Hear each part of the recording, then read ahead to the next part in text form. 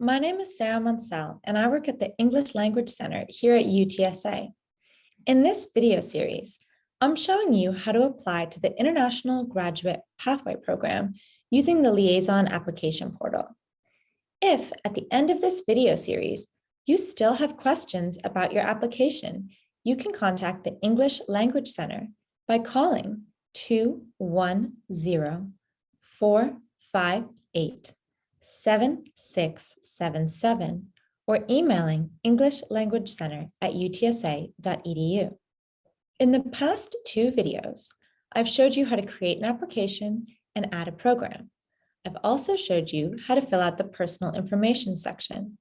In this video, I'll show you how to fill out the academic history section of the application. So step one is to click on this, and then you'll see 5 subsections. The first one is colleges attended. Now make sure when you're filling out this application that you read all of this information because it's very important. I'll go over the basics here, but you're still going to need to read it yourself. So here, it says that you need to list all colleges or universities that you attended or are currently attending. Failure to list all institutions is considered an intentional omission and will result in your application not being processed.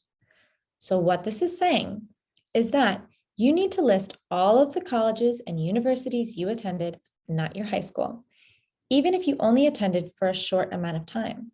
So for example, if you went to a different school for study abroad, you need to list that school.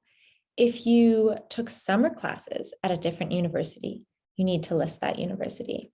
If you started at one university and then transferred your credits to another university where you graduated, you still need to list both universities. If you don't list all of these institutions, then your application will not be processed. So it's very important that you're thorough and you list all of the schools you attended, even if you only took a few classes there. Then down here, it talks about transcripts. You must upload unofficial copies of transcripts here in this application.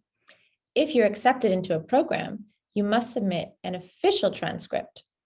So now for the application, unofficial copies are fine, but once you've been admitted, then you need those official copies. And finally, this is very important for international students.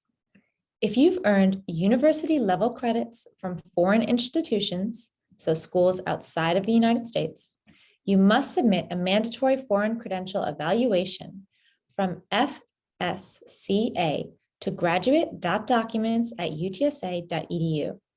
Additionally, you must upload the unofficial copy of the evaluation here.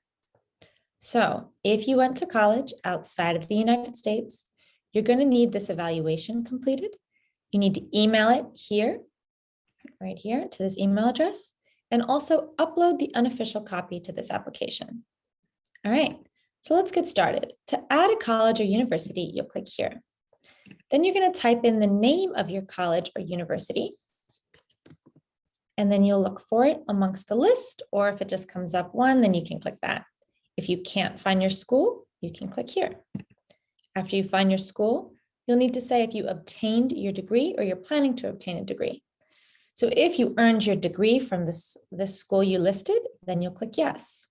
If you're adding a college or university that you only took a few classes at, but you did not graduate from, then you'll click no.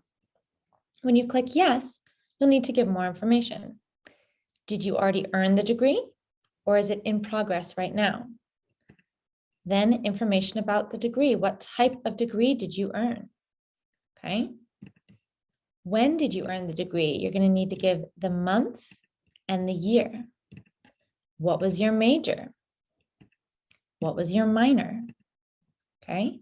If you were a double major, you can click there and add that. You're also going to need to know what type of term system the college or university used.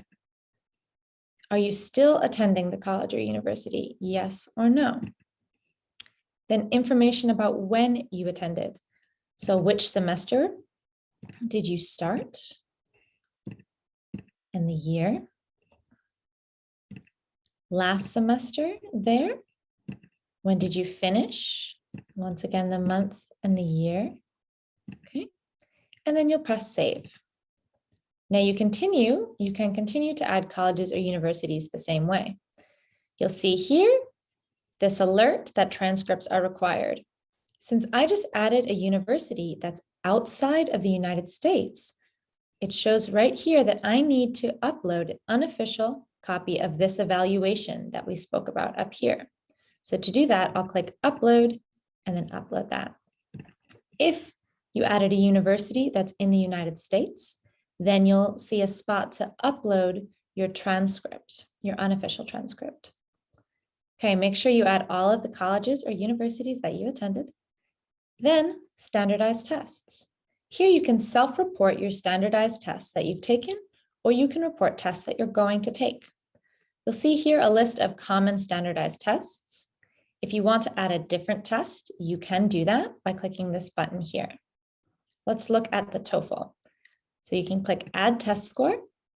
If you have not taken the test, you can say when you plan on taking the test. If you have, you'll have to enter in some information when you took the test. For the TOEFL, it wants to know if it was internet or paper-based, and then some more information about the test and your score. When you're finished, you can press Save this test or Save and add another if you want to add another. Okay, now this is your self-report. It is not the official report. So this will just give the scores, but to prove that these are your scores, you're going to need to send the official report if your program requires that. So make sure you check, and if your program requires the official scores, you're going to need to send the official score report separately. The third section is language exemption. If you're interested in the International Graduate Pathway Program, then for this section, you're going to click Does Not Apply to Me, because the International Graduate Pathway Program is a program that helps you improve your English language skills as you start taking classes towards your master's degree at UTSA. If this is a program that you're interested in, then this would not apply to you. So you click Do Not Apply to Me, press Save and Continue. Then you'll see GPA. Here, it will list all of the colleges or universities that you entered in this first section. And you'll see an option to add the GPA. To add your GPA, you can click here. Then again, click Add a GPA. And here you'll have to enter in some information. The school level, undergraduate, graduate, credit hours, and GPA. If your university did not use a 4-point GPA system, do not try to translate it into a 4-point system. You're just going to type the GPA that you have listed on your transcripts. So don't try to change it into 4 points. You're going to list the number that's listed as your GPA on your transcript, even if it does not follow a 4-point system. Okay, that's very important. So make sure you're listing your GPA as you see it on your transcript. Don't try to change it, even if your university did not follow the 4-point system. When you're done, press Save, Save and Exit, and you can enter this for all the different schools that you need to. The last section is UTSA ID. So this section is for students who are currently a UTSA student or were a UTSA student in the past. If you are a UTSA student or you were a UTSA student in the past, you're going to enter your UTSA ID. And that was the ABC 123 number you were given when you were a student.